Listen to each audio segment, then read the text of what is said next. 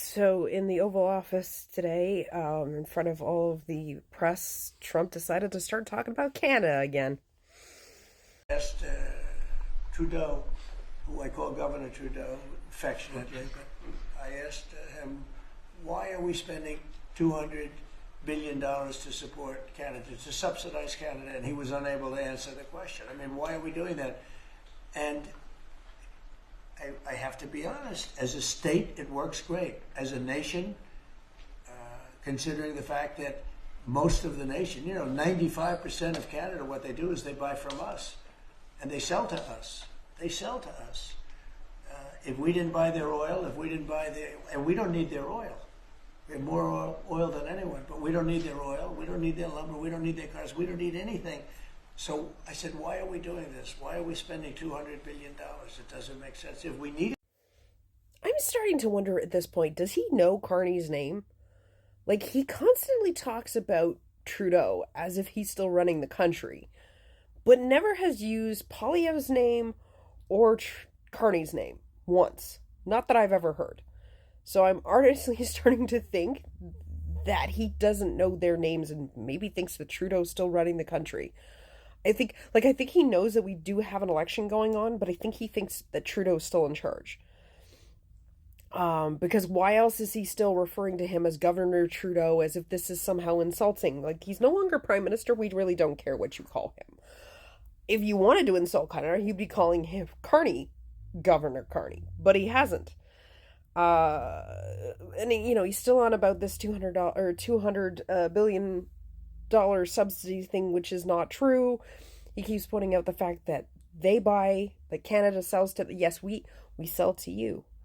So you're the one that is not getting your product. You're the one that has to go find it somewhere else.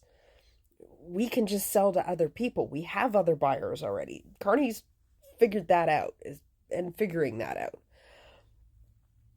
out. And of course, he also said that he is considering increasing the car tariffs, which again, I don't think he understands how many parts come from Canada that go into American cars. Like, you are going to bomb the friggin' auto industry. You're already bombing the auto industry.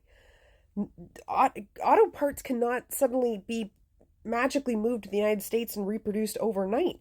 You have to build factories. You have to hire people. You have to get the equipment in order to make those parts. This isn't going to magically happen overnight or within a week or a month or a year. It's going to take a few years in some cases. Like, if anything, it might just make automakers go, well, why are we going to put our factories or build any new factories in the United States? Trump is basically scaring away investments in the United States. Like, I honestly don't know what he's doing. Maybe this whole thing is just market manipulation, but he would think that the tariffs would have been taken off by now. I don't know. But you just watch. Now that he's talked about upping the auto tariffs, the market will crash again. And then he'll change his mind and not do it, and then the market will go back up. Because that's all he keeps doing. That's all he keeps doing. But, what's funny about all of this is that, and trust me, I don't want the tariffs. I don't want Canada being hurt.